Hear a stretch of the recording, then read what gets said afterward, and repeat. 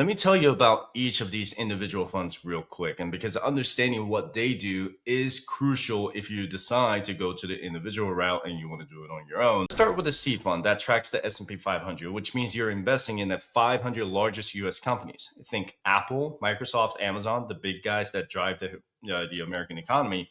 This fund has historically been the backbone of most people's TSP allocations, and for good reason. It's given solid returns over the long term, but it can sometimes be volatile in the short term. Next is the S fund, and this is where things get a little more exciting. And by exciting, I mean riskier.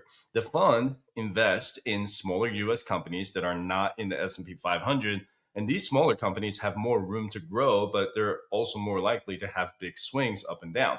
And if you're younger and can handle some extra volatility, the S fund can be a good complement to the C fund. Then there's the I fund, or the International Stock Index Fund, which invests in the stock markets of more than 20 developed countries outside of the US. Think Europe, Australia, and Japan. It gives you global diversification. So if the US market is having a slow year, your international holdings can pick up the slack and vice versa. And we're seeing that right now in 2025. There's also the G fund, which is the Government Securities Investment Fund, where your principal is 100% protected by the US government.